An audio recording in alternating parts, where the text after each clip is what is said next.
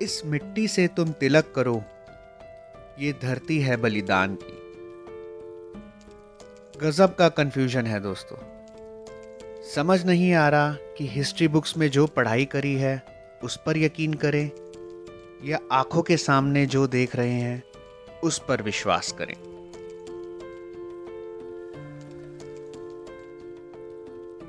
जहां एक तरफ इतिहास मुगल बादशाहों की वीरता से भरा पड़ा है, तो वहीं दूसरी तरफ यहाँ हल्दी घाटी में तो महाराणा प्रताप का ही जय जयकार होता है। आखिर कौन थे महाराणा प्रताप?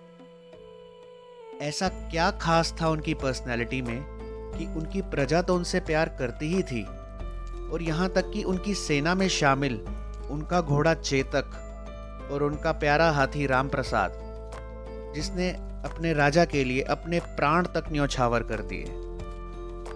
आखिर हल्दी घाटी का युद्ध हुआ ही क्यों? किस वजह से हुआ?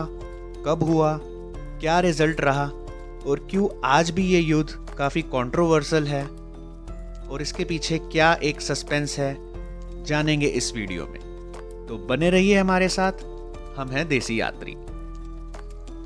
और अगर आप हमारे चैनल पर नए हैं दोस्तों, तो हमारे चैनल को सब्सक्राइब कीजिए, हमारी वीडियोस को लाइक कीजिए और बेल आइकन दबाना ना भूलिए दोस्तों। तो चलिए शुरुआत करते हैं इस वीडियो की। तो दोस्तों, हमारे दिन की शुरुआत होती है कुंभलगढ़ से नाथद्वारा की ओर। रास्ते में पड़ा हल्दी घाटी, तो कैब ड्राइवर ने हमसे चार्ज किए अराउंड 2000 रुपीज़। उसमें हल्दी घाटी साइट सीइंग भी थी और लास्ट में ड्रॉप ड्राइवर ने हमें किया नाथद्वारा में। टोटल डिस्टेंस था अराउंड 50 किलोमीटर। और रास्ते में हमें दिखी हरी भरी पहाड़ियाँ, जंगल, खेत, छोटे छोटे गांव, such a scenic beauty, visual treat to the eyes. तो दोस्तों, यहाँ एक फ़ोटो सेशन तो बनता ही था।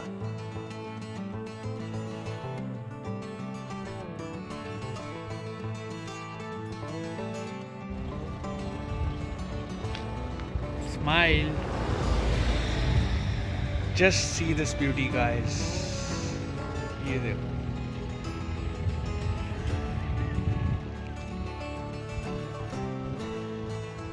One, two, three, start.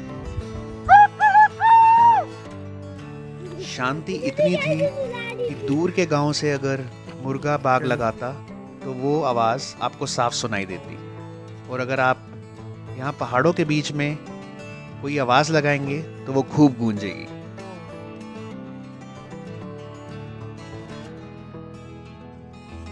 सो पीसफुल, सो सुरियल। ये स्पॉट इसलिए भी खास था दोस्तों कि यहाँ ग्रीनरी तो थी ही, उसके अलावा यहाँ इतनी शांति थी जो हमें मेट्रोपॉलिटन सिटीज़ में कभी नहीं दिखती। ना पॉल्यूशन, ना टेंशन, सिंपली ऑसम।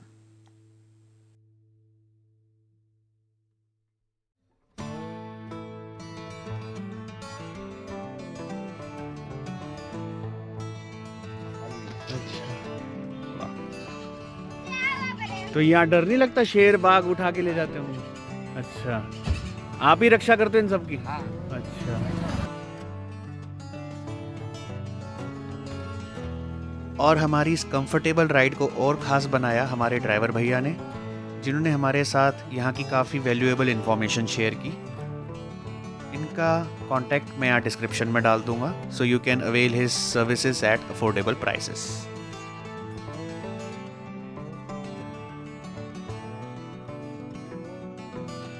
ड्राइवर साहब जो हैं, ये हमें कुंभलगढ़ फोर्ट की बड़ी इंटरेस्टिंग सी कहानी भी सुना रहे थे, जो कि सच्चाई पे आधारित है। मतलब कोई इसमें मिलावट नहीं, कोई कुछ नहीं। बाकी काफ़ी इंटरेस्टिंग कहानी है। हाँ, तो क्या सर कहानी है इसकी? सर इसकी क्या कहानी है? गुफा का सर ये महल बना हुआ है। तब ये महाराणा प्रताप का जन्म हुआ था इसी किले में? किले में जन्म हुआ था। अच्छा, ठीक है सर। उनका जब झगड़ा होते होते सर ये हल्दी घाटी तक गए थे। हल्दी घाटी में घोड़े की मौत हो गई थी सर, चेतक की। मतलब उनके जो 20 फीट की खाई मतलब उसने पार की थी ना, उस टाइम उसका पैर टूट गया था। फिर वहाँ पे ही उसकी मौत हो गई थी। अच्छा। महाराणा प्रताप ने फिर कोले में लेके उसको सो के फिर समाधि दी थी। अच्छा, वहाँ पे उसकी समाधि। ठीक है। यही है उसकी बयान कहानी।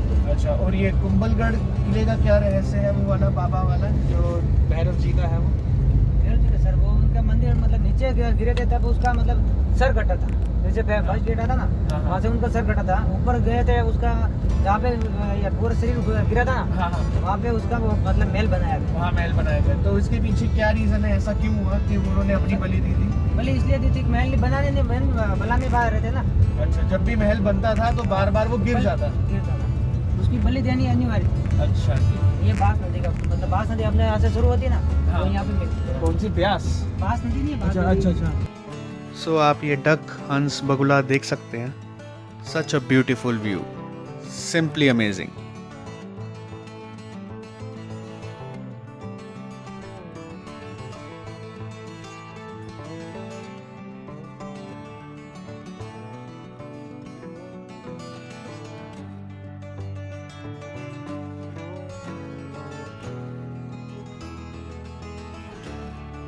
तो आखिरकार हम यहाँ की रिच फ्लोरा और फोना को एक्सपीरियंस करके पहुँच गए हल्दी घाटी के उस दर्रे की ओर, जहाँ 18 जून 1576 को मेवाड़ की सेना लेड बाय महाराणा प्रताप और अकबर की सेना के बीच भीषण युद्ध हुआ। हाँ जी, राम राम साहब।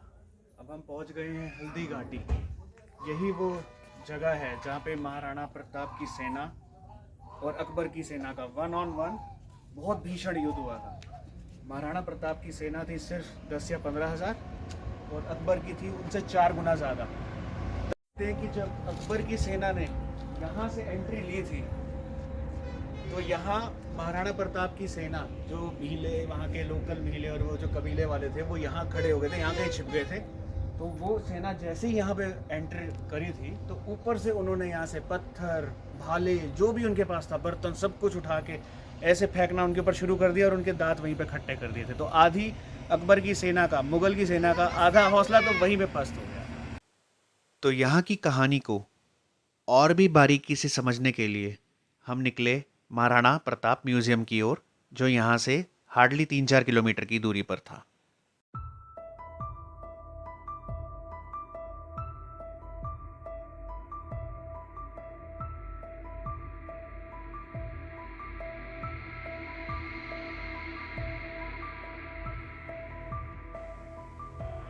तो दोस्तों, यहाँ का एंट्री टिकट प्राइस है 120 रुपये पर एडल्ट। 3 से 10 साल के बच्चों के लिए 60 रुपीज़, फॉरनर के लिए 300 रुपीज़, और गाइड की यहाँ पे हमें कोई ज़रूरत नहीं पड़ी। हल्दी घाटी के युद्ध में चेतक का बहुत ही सिग्निफिकेंट कंट्रीब्यूशन था दोस्तों। क्या था वो, बात करेंगे आगे।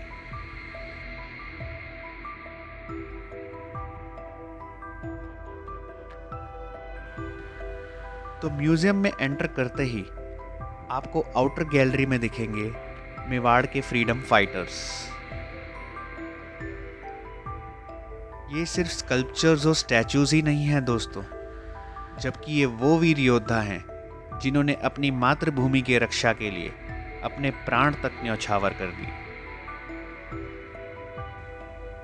और इन्हीं स्कल्पचर्स के बीच में आपको दर्शन होंगे छत्रपति शिवाजी महाराज के, जो कि मराठा एम्पायर के फाउंडर थे। ऐसा कहा जाता है कि महाराणा प्रताप और छत्रपति शिवाजी दोनों सेम ही डायनेस्टी के थे, और इसके अलावा इनकी मिलिट्री टैक्टिक्स और ब्रेवरी, इनके तो किस्से अनेकों हैं दोस्तों, वो किसी के मोहताज नहीं।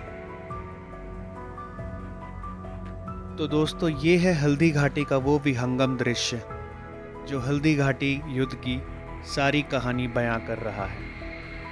जैसे कि आप देख सकते हैं कि लेफ्ट साइड पर हाथी पर सवार है राजा मानसिंह, जो कि अकबर की सेना को रिप्रेजेंट कर रहे थे, और राइट साइड पे घोड़े चेतक पर सवार हैं महाराणा प्रताप।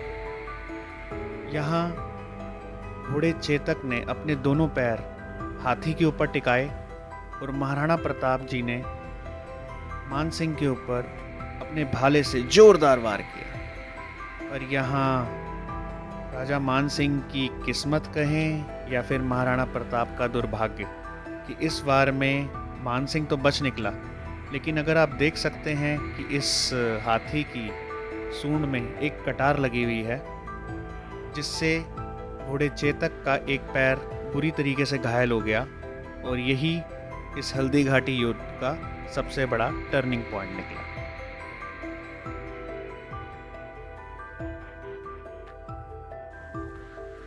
अंदर 10 से 15 मिनट की एक मूवी क्लिप चलाई जाएगी और उसके बाद थोड़ा आगे जाके छोटे छोटे प्लेस दिखाए जाएंगे with the help of statues और स्कल्पचर्स, जो काफ़ी इंटरेस्टिंग हैं। हम ये चीज़ पूरी यहाँ कवर नहीं करेंगे दोस्तों, नहीं तो ये स्पॉइलर हो जाएगा। असली चीज़ एक्सपीरियंस करनी है तो definitely this place must be in your bucket list. अब आखिर हल्दी घाटी का युद्ध हुआ ही क्यों था दोस्तों, तो इसके पीछे भी एक बहुत बड़ी वजह है। जैसा कि हम सब जानते हैं कि अकबर बहुत ही पावरफुल रूलर था। उसने ऑलमोस्ट एंटायर नॉर्थ इंडिया को कब्जा कर ही लिया था। पर मेवाड़ एक ऐसी रियासत थी राजस्थान में जहाँ पे अकबर की फोर्सेस को काफ़ी ट्रबल आती थी, क्योंकि जो भी ट्रेड उनका सी के ज़रिए होता था, एंट्री पॉइंट गुजरात था, गुजरात के थ्रू मेवाड़ था और मेवाड़ से वो सारा नॉर्थ इंडिया में जाता था। तो अकबर की सेना को काफ़ी लगान या टैक्स देना पड़ता था। तो अकबर में तलब थी कि वो मेवाड़ को किसी भी तरीके से कैप्चर कर ले ताकि वो अपना एक स्ट्रॉन्ग होल्ड मिडल ईस्ट में भी बना ले। और इसकी एक और वजह ये भी बताई जाती है कि कभी किसी ज़माने में महाराणा प्रताप के पूर्वजों ने अकबर के पूर्वजों पर हमला किया था, तो अकबर किसी तरह का कोई रिबेलियन नहीं चाहता था।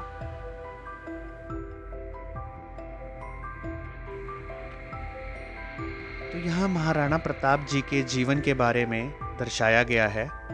हर चीज़ बहुत अच्छे से प्रेजेंट की गई है, जैसे कि उनका जन्म कहाँ हुआ, उनकी लाइफ में क्या क्या स्ट्रगल्स आए, कैसे उन्होंने चैलेंजेस को ओवरकम किया और कैसे अपनी प्रजा को इंस्पायर किया, कैसे अपनी मातृभूमि की रक्षा करी और कैसे अपना खोया हुआ जो उनका साम्राज्य था उसको कैसे वापस लिया, क्या क्या टैक्टिक्स अपनाई।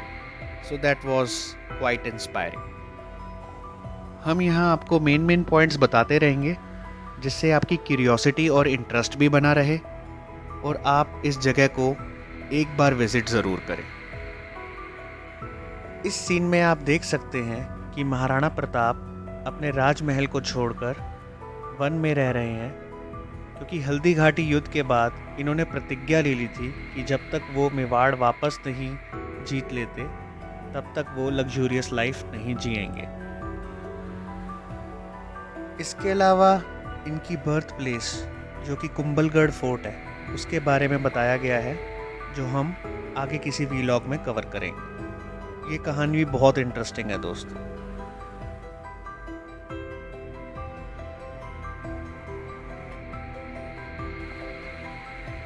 जितने स्ट्रॉन्ग मेवाड़ के राजा और उनकी प्रजा थी, उतनी ही मेंटली स्ट्रॉन्ग यहाँ की रानियाँ, महारानियाँ और यहाँ की दासियाँ थी दोस्तों। अगर आप बॉलीवुड फिल्मों के शौकीन हैं तो आपने पद्मावत मूवी में देखा होगा कि कैसे राजपूत राजाओं के वीर गति को प्राप्त होने के बाद वहाँ की महारानियाँ जौहर कर लिया करती थी, लेकिन अपनी इज्जत के लिए, अपनी आन बान शान के लिए अपने आप को उन्होंने मुगलों के आगे समर्पित नहीं होने दिया।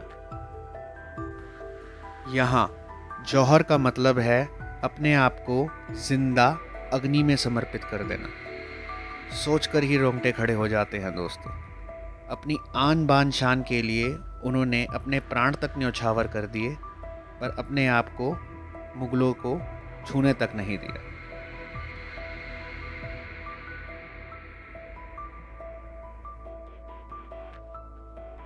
ये सारे शोज़ और प्लेस देखकर एक चीज़ तो हिस्ट्री ने हमको सिखा ही दी कि चाहे जो मर्जी हो जाए दोस्तों, हम सबको यूनाइटेड रहना है।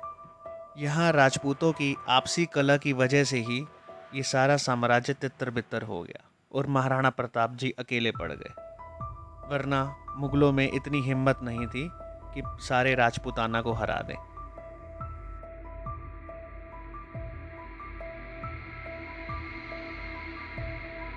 इस सीन में आप देख सकते हैं कि कैसे एक नरभक्षी बाघ को महाराणा प्रताप मौत के घाट उतार रहे हैं। तो ये इनकी वीरता को दर्शाता है।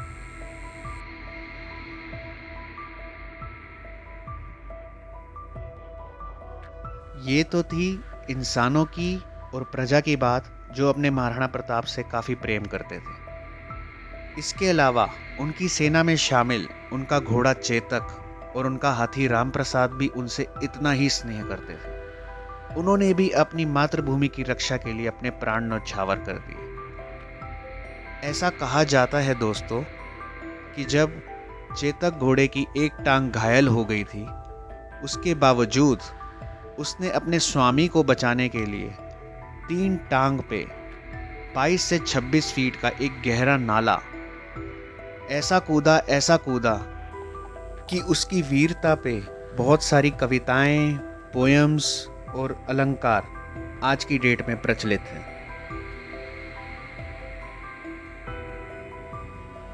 जैसा कि ऐसा कहा जाता है कि पड़ी अचानक नदी अपार, घोड़ा कैसे उतरे पार, राणा ने सोचा इस पार, तब तक चेतक था उस पार।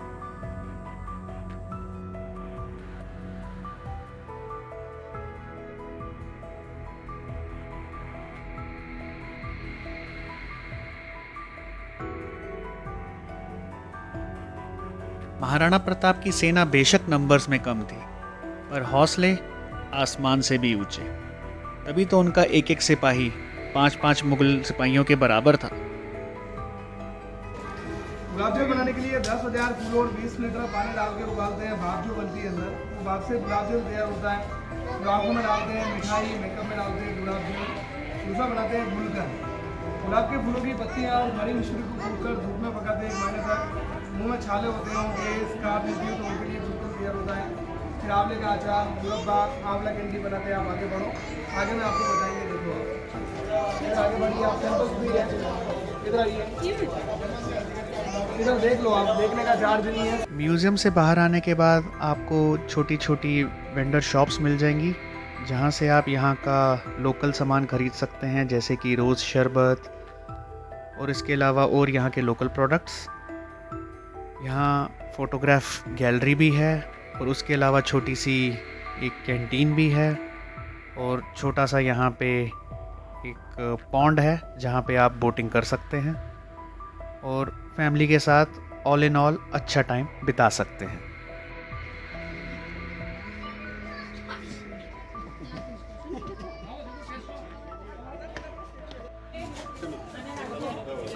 करूं?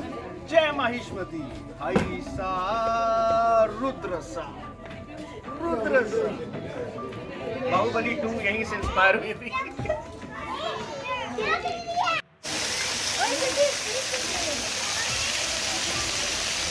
महाराणा प्रताप की पर्सनैलिटी ने हमें इतना इंस्पायर और मोटिवेट किया कि यहाँ की फ़ोटो गैलरी में उनके कॉस्ट्यूम में फ़ोटो हम एज अ मेमोरी अपने घर ले आए। तो जहाँ तक बात करें हल्दी घाटी के युद्ध के रिज़ल्ट की, तो दोस्तों ये वो युद्ध था जो ना तो कभी अकबर जीत पाया और ना महाराणा प्रताप हारे। इस पे कंट्रोवर्सी क्यों है दोस्तों? तो इसके पीछे भी एक बहुत बड़ी वजह है। इतिहासकार कहते हैं कि ये वो युद्ध था जिसमें महाराणा प्रताप मैदान छोड़कर भाग गए थे, बट कहानी कुछ और ही है दोस्तों। हमें यहाँ आके लोकल गाइड से और लोकल लोगों से बात करके पता चला कि महाराणा प्रताप और चेतक जैसा कि इस युद्ध में बुरी तरीके से घायल हो गए थे, तो इस चीज़ को अच्छे से उनकी सेना ने भाप लिया था। तो उनकी सेना में शामिल उन्हीं के हमशक्ल झालामान जी थे, जिन्होंने ऐन वक्त पे उनका मुकुट धारण कर लिया और उनके जो शस्त्र उनके पास थे जैसे कि भाला तलवार वो ग्रहण कर लिया और वो महाराणा प्रताप की तरफ से लड़े। मुगल सेना जो कि झालामान जी को महाराणा प्रताप समझ बैठी थी, उन्होंने उन्हीं पे वार किया, उन्हीं के साथ भीषण लड़ाई हुई और इस युद्ध में झालामान जी शहीद हो गए। ये तो दोस्तों बिल्कुल फिल्मी कहानी हो गई। जैसे बॉलीवुड की आपने डॉन मूवी देखी होगी, जिसमें शाहरुख खान जो कि डॉन भी थे और विजय भी थे, तो लास्ट में क्या होता है कि डॉन को मारने की बजाय विजय को मार दिया जाता है। ठीक उसी तरीके का यहाँ पे भी हुआ है। तो दोस्तों, था ना ये सस्पेंस मोमेंट, कैसा लगा आपको?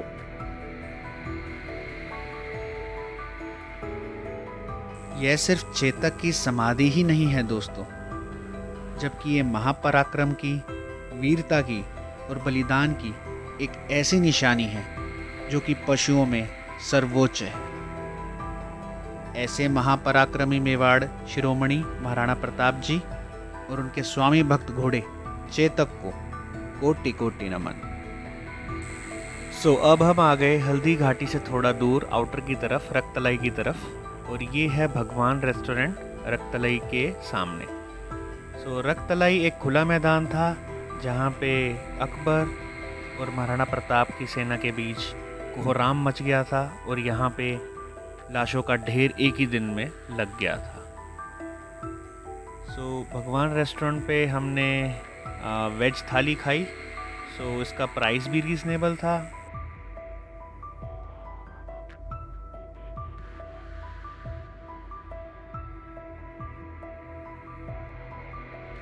अगर आप कुंभलगढ़ की तरफ से आ रहे हैं तो आपको सबसे पहले हल्दी घाटी मिलेगी, उसके बाद चेतक समाधि और उसी से थोड़ी दूर महाराणा प्रताप म्यूज़ियम, जो कि आसपास अराउंड आई थिंक 5 किलोमीटर के रेडियस में ही हैं ये सारी जगह। बट हम आपको सजेस्ट करेंगे कि आप सबसे पहले महाराणा प्रताप का म्यूज़ियम देखें। इससे आपको चीज़ों को समझने में और उनको रिलेट करने में काफ़ी आसानी होगी, और साथ ही साथ आपको इतनी वैल्यूएबल इन्फॉर्मेशन मिलेगी कि आप सोचने पर मजबूर हो जाएंगे कि आखिर ये इन्फॉर्मेशन हमसे क्यों छुपाई गई, क्यों हिस्ट्री की किताबों में काफ़ी लिमिटेड या फिर नाम मात्र की इन्फॉर्मेशन थी। All in all a must experience.